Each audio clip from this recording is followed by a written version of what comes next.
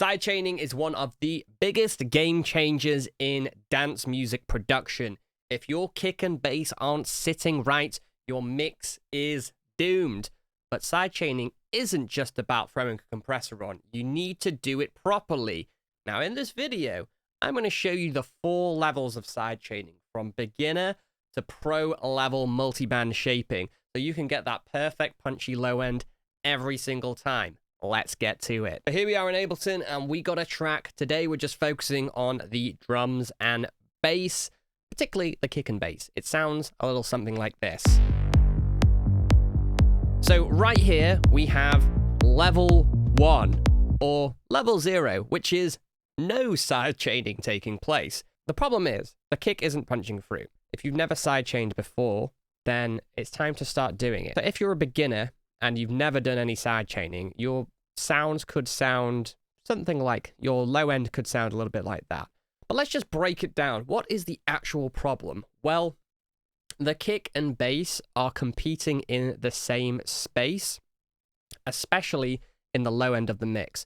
So if I open up this EQ8 here on the bass, pretty much exclusively, the bass and kick occupy this area in the subs, pretty much below about 120 hertz or so. If you look at the kick as well, you have this part here. They're both occupying the same space, but most other elements do not occupy that same space. So there is only a limited amount of space, so something's got to give. But in dance music, the kick is the most important part. Armin van Buuren said it himself. And what does he know other than, of course, you know, being an absolute legend? Yeah, well, he knows his stuff. So, yeah, I take his word. I take his word as gospel. So, let's solve this problem. So, level 1 to solving this is what beginner would do, who's just learned about sidechain. They would grab a compressor, pop it on the bass, and I'm going to put it before this limiter here. I'll explain why in a second. I'll just turn it off for now. But you press this sidechain button, then sidechain it to the kick.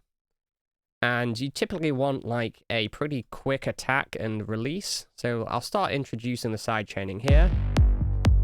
And turn the threshold down.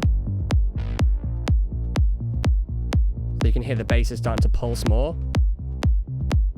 If I solo this now,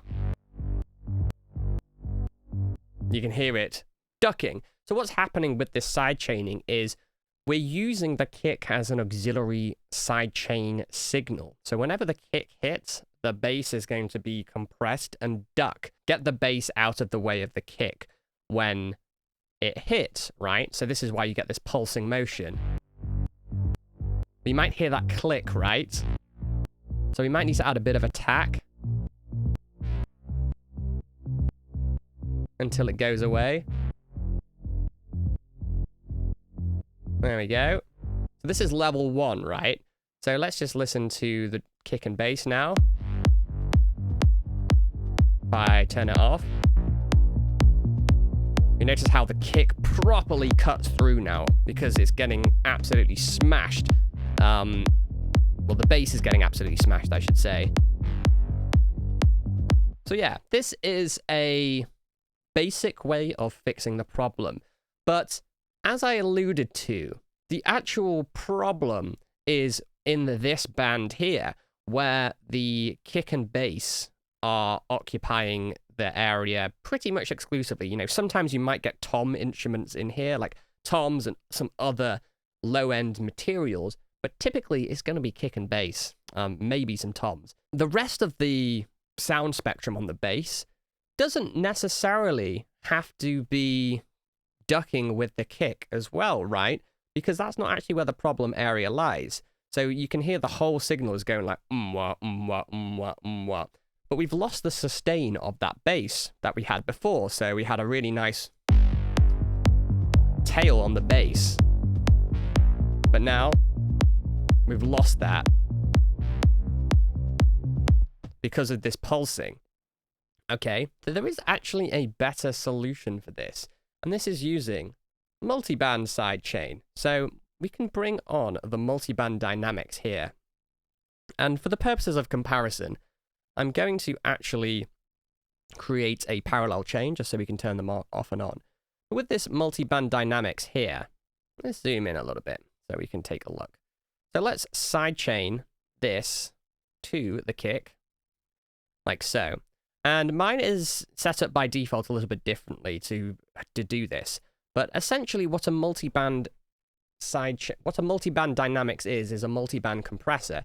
Now, don't worry, it's not as complicated as you might think. It's essentially just 3 compressors, and they're occupying set different bands. So we have a low band, a mid band, and a high band. They're all basically the exact same compressor, but the low band is below 120 hertz, the mid band is between 120 and 2.5K, and the high band is 2.5K and higher. Now, obviously, you can change what these cutoff ranges are, but as default, generally, the low band is the low end, about 120 hertz and below. It's just a good rule of thumb. Sometimes about 150 you can look at, but this is just a general good area for the low band. Now, as we mentioned, the problem is typically below about 120 hertz and below. So we can go ahead and compress this low band way more aggressively than the rest of the frequencies, where the issue isn't actually so prominent. On this low band, what I'm going to do here, and by the way, with this multiband compressor, you have like, it's a little bit less intuitive to use, but here you have the ratio as you would on a normal compressor. Here are the attack and release settings. What you can do is click here and drag to increase a ratio. I want this to be an infinite ratio, essentially. And I'm going to start bringing this down.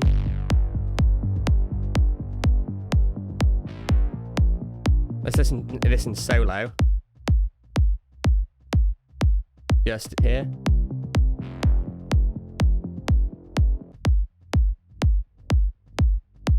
We can hear this sub band. Now let's put the release down, the attack down, and the release pretty quick.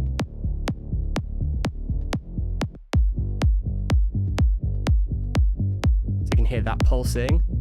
Let's put that down to 120 and below. Yeah, there we go. Absolutely smash that sub band.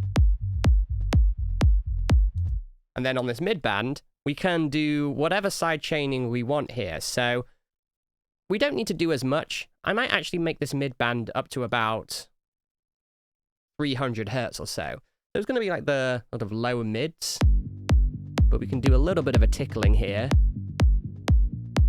Put the release down, the attack, sorry. Then put the release pretty quick.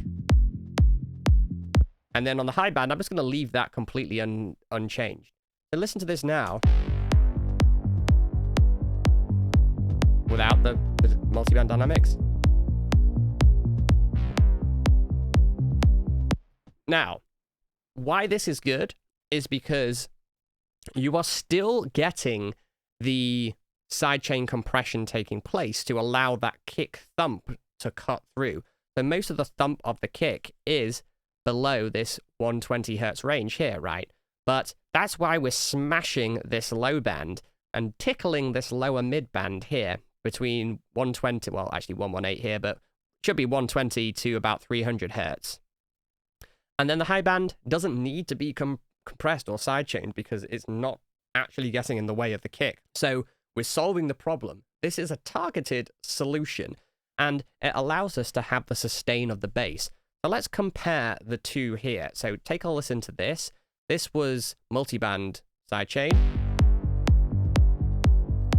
and conventional sidechain, multiband. Now you might notice that the punch of the kick is pretty much the same on both of them, but we retain the sustain of the bass. Here you have the nice sustained bass. And here you have the ducking with the conventional sidechain. So this is a more transparent solution.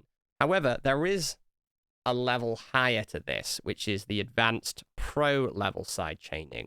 Now this is going to require some third-party tools, and what you're going to need is a volume shaper. Now, you can use stock Ableton stuff for this. I will show you how. But for the purposes of this, you may need something like LFO Tool, Duck, or Shaperbox, or Kickstart. One of those things, right? I'm personally going to use Shaperbox because it's got a built-in oscilloscope, which is fantastic. But this is Shaperbox. Now, I'm just going to click the volume shaper here. And on this is why it's really nice, because this is super targeted towards my kick. So what I can do is, on this kick here, I'm actually going to duplicate this. So I have a sidechain. So this sidechain kick here is exactly the same as the normal kick. It's just turned off. So this is like a ghost kick. There's a number of benefits for doing this, but we'll talk about them in another video. But basically, it's just the exact same kick duplicated. But what I've done here is also group this together. So this is the normal kick that we were using here. And then I have a second chain, which is an external instrument. Now, this is only to get over latency issues with Shaperbox, but I'm going to send this MIDI to the bass, right, where Shaperbox is here. So on this bass channel here, I can now sidechain this to the sidechain channel, SC channel. And if I open this up and press MIDI, check this out. I can see my kick's waveform here. So if I put this into quarter notes, I can see my kick shape here, which is really, really good. Now, what I'm going to do as well is put another instance of Shaperbox here and just put the oscilloscope on. So again, you don't need Shaperbox for this. You could do it with Duck, you could do it with LFO Tool, or Kickstart, or whatever you do have. And there is a stock way around this. I will show you in a second. But you won't, unfortunately, have the oscilloscope as a stock thing. You may have to get a free third-party thing. But this is really cool. So check this out. We have the oscilloscope. If we sidechain this to the kick as well, you can see our kick coming in here. Let's do it on quarter notes. So it's not perfectly lined up because of the sync, but that's okay. We can just have it here on the oscilloscope. What is important is having it lined up here. Now, let me just solo the bass again. So now we can see the waveform of our bass on the oscilloscope and also on Kickstart. Also on Shaperbox, I should say. So, what I'm going to do is actually choose one of these sidechain shapes, like this one here. Now, this is going to make me create the perfect sidechain for my kick. So it's going to be different every time, depending on the kick. But what we're going to do here is basically make sure the bass is totally out of the way of the kick, and then it starts coming back in as the kick is dying. So watch what I do. I'll explain. So you can see the tail of the kick here starts to end around here. So what I'm going to do is add another node here, just to make sure this is absolutely silent here, and then start bringing the volume up about here. Now look on the oscilloscope. There is nothing playing whilst the kick is there, and then it starts coming up here as the kick is dying. So we're reducing phasing issues with our kick and bass, which is going to mean that that kick is super clean, as is the bass. So I might make this a little bit smoother, like so.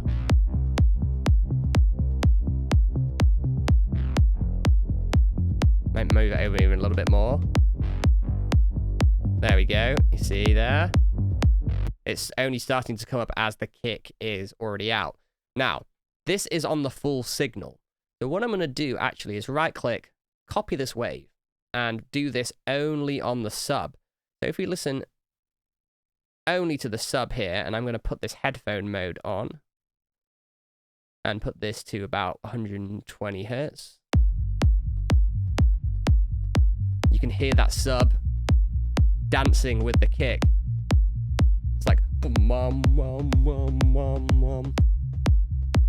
And there's no phasing taking place. It's just totally out of the way when the kick's there.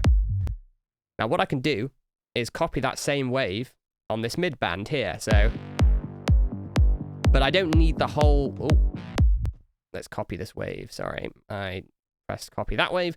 There we go. We can copy the same wave, so it's going to follow the same shape, but we don't need this getting completely out of the way of the kick. We just want it to follow the same pulse that the sub is following. So they're both sort of ducking and jumping back up at the same volume and loudness, but just to a lesser extent on this mid component here and high. So I'm just going to drag this volume up.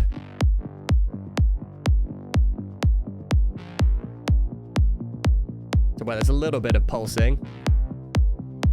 And then when you turn this headphone band off, you're going to have this.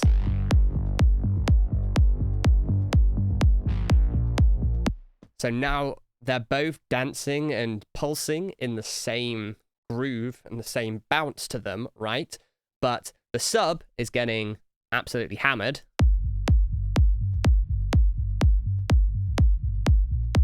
When the mid band is just dipping a little bit, but still to the same shape as the sub is, right? And then together. So you can use this oscilloscope to basically see the phasing. And it looks like the bass is probably a little bit too loud as well. So you can turn it down. Cool. So there you have it. And with this sidechain shape, you can then just copy and paste this onto basically every single sound. So it's also going to follow that same shape. But you could just actually have it on the sub, so all of the subs on every other sound are getting out of the way of the kick. Let's compare the versions. So this was shaped sidechaining using volume shaping. This was multiband. And this was the normal compressor.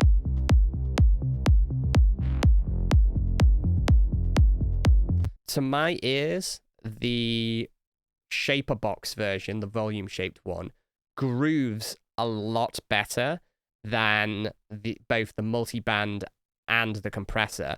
It's a lot cleaner, but the punch of the kick is also probably cleaner than in both of them because it's shaped specifically to the kick rather than using a compressor and trying to get the settings right here.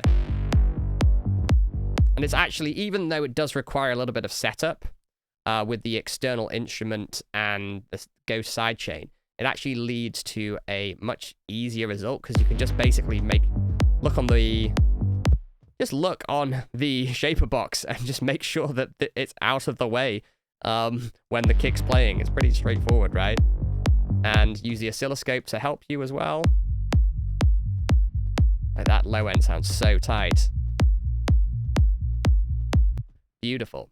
So yeah, the levels to sidechaining. Now, you could do this using stock Ableton stuff. You don't necessarily need Shaperbox to do this, but you would require a little bit of setup. So let's just call this stock shaper. It's not going to be as easy to set up. It's a little bit finicky, but you need a envelope follower, and you want to sidechain this to the kick or the Ghost sidechain. Put the mix up. You can see the kicks coming through now. Right.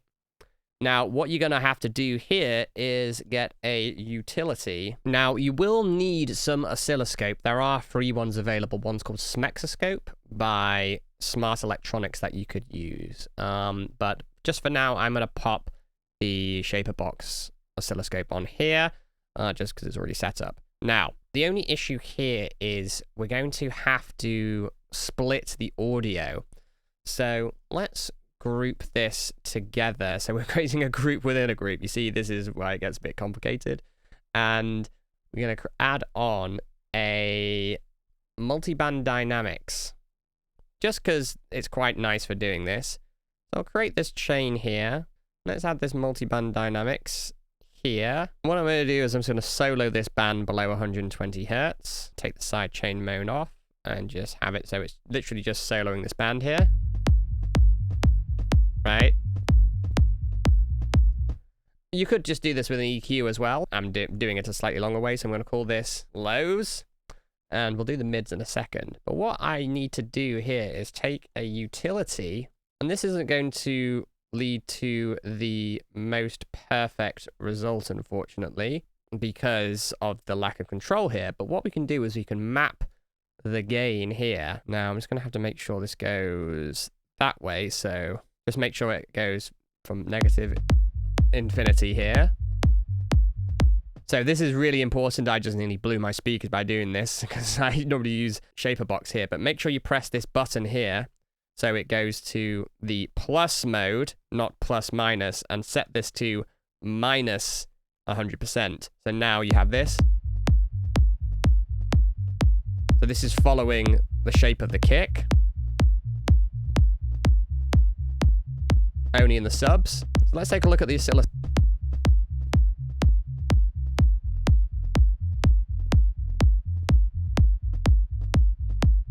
So it's pretty decent. But what we're going to want to do as well is then duplicate this. So copy this chain here. Here we can have the mids. So now on this mids chain, I'm just going to copy all of these things down here. And I'm just going to put the low band, mid band here, and just solo this mids here. So now we just have the mids being sidechained. But what I'm going to do is just change this amount here to maybe about 25%, maybe 20%. So it still has that pulsing, but when you add the sub in,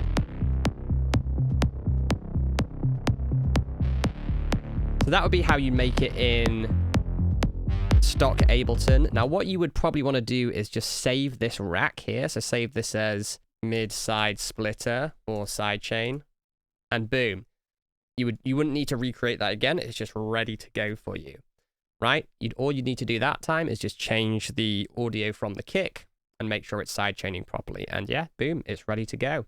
But yeah, it is a little bit of a faff to set up and isn't quite as accurate as using something like Shaperbox Duck, where you actually can draw in exactly how you want it. So yeah, there you have it. That's how the pros keep their low ends tight, punchy, and controlled, plus dynamic and groovy. Now, as a little bonus, you don't have to just stop here with sidechaining. Now, of course, everyone thinks kick and bass when they think sidechain, but you can actually use other elements as sidechain triggers to help things pop through.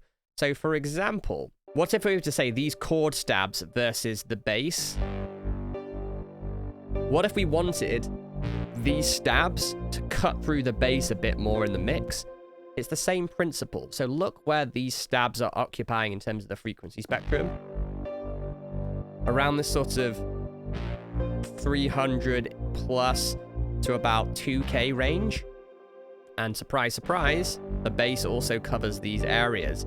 So what we could do is do some multiband sidechain. So for this, I would actually recommend using a multiband dynamics, or you can use a few different third-party tools, but for now, let's just use this. So let's sidechain this on the bass to the chord stabs. And on this mid band here, let's set this to about 300 up to about maybe 2K. And we can have this just punch through a little bit. So you might hear on the bass, if I unsolo this, the more I drop this band down, the more you're going to hear the chord stabs.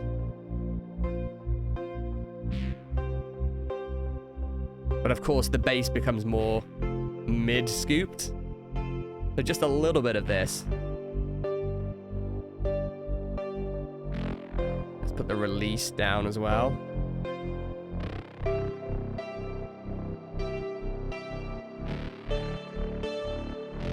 But now if I A-B this was before, you'll notice the chords just pop through a little bit more.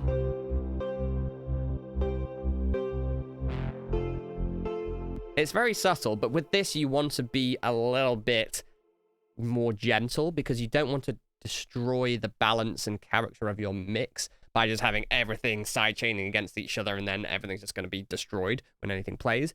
With the kick, you can be pretty aggressive. But for stuff like this, you're just looking for a couple of dB to just nudge it in the right direction.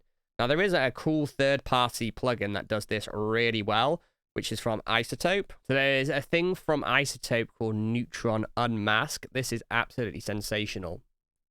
Here, so if you put the sidechain to the chord stabs here, this is just going to take all of the frequencies from this chord stab and unmask it from this bass. So check this out. You can see the chord stabs here. If I solo them together, you'll see it pop through. But obviously this is pretty aggressive, so I'm going to take this down.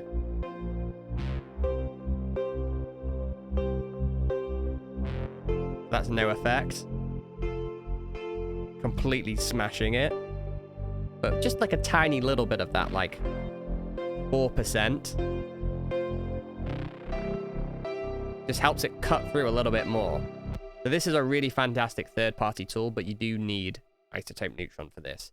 So yeah, there you have it. If you want a tight professional low end, move beyond basic conventional sidechaining using just a sidechain compressor. Multiband sidechaining and volume shaping is going to give you the most control and the best sound, as you saw here.